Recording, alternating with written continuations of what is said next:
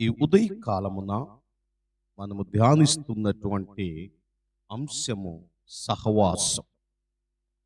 సహవాసము అనేటువంటిది క్రైస్తవ విశ్వాస జీవిత యాత్రలో ఎంతో ప్రాముఖ్యమైనది, ఎంతో శ్రేష్టమైనది, ఎంతో విలువైనది.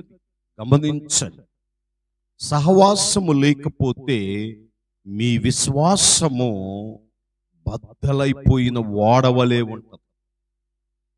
సహవాసములో మీరు అభివృద్ధి చెందడము లేదు అంటే మీరు చేస్తున్నటువంటి సహవాసము సరి అయినది కాదు అని మీరు తెలుసుకోవాలి. ఎందుకంటే విశ్వాసము అనునది మరి వినుట వలన కలిగేది. ఆ వినుట యేసు క్రీస్తును గురించి వింటే విశ్వాసం పెరుగుతుంది.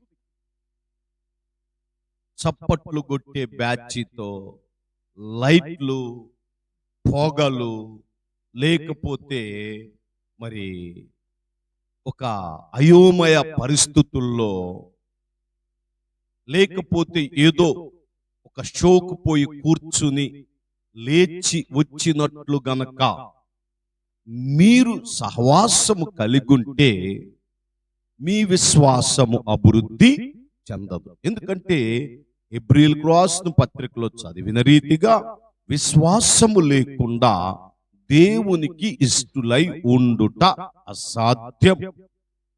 మనము దేవునికి ఇష్టలము ఉండాలంటే విశ్వాసము ఉండాలి.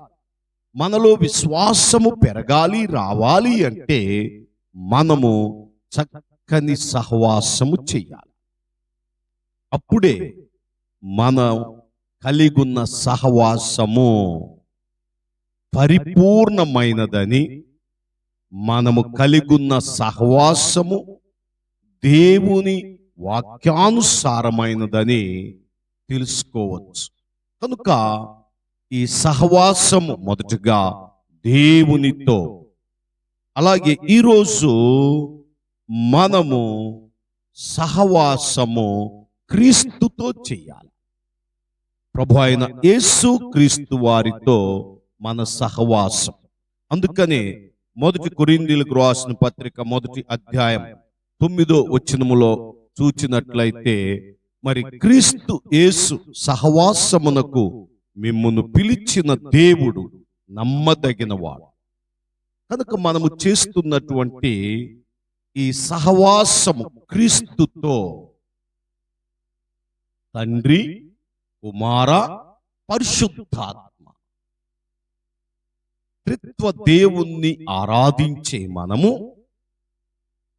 త్రిత్వత్వములో జీవిస్తున్న మనము, ప్రభు అయిన యేసు క్రీస్తు నామములో బాప్తీసం పొంది ప్రభు అయిన యేసు క్రీస్తును పునరుత్థానుడుగా తెలుసుకుని, యేసు క్రీస్తు వారు రెండవ రాకడలో రాబోతున్నాడని గ్రహించి ఆయన యందు విశ్వాసముంచి దేవునితోనూ దేవుని కుమారుడైన క్రీస్తు యేసుతోనూ మనము సహవాసము చేయవలసిన వారమై ఉన్నాం. కనుక ఈ సహవాసము అనేటువంటిది చాలా ప్రాముఖ్యమైనటువంటిది. కనుక క్రీస్తుతో మరి అనగా కుమారునితో సహవాసం. 2వ దశలోనిలకు రాసిన పత్రిక 3వ అధ్యాయం 3వ వచనములో చూచినట్లయితే, మరి క్రీస్తు యేసు మనలను కాపాడుటకు ఈ సహవాసము అవసరం. క్రీస్తుతో మనము సహవాసము కలిగుండుట మనలను భద్రపరచడానికి, సంరక్షించడానికి, పోషించడానికి అని మనము గుర్తించాలి. అలాగే గలతీయులకు రాసిన పత్రిక 1వ అధ్యాయము 15వ వచనములో చూస్తే, క్రీస్తు యేసును ప్రకటించుటకు క్రీస్తు యేసును మనము ప్రకటించినప్పుడు క్రీస్తుతో మనము చక్కని సహవాసము కలిగిన వారు కనుక ప్రకటించాలి.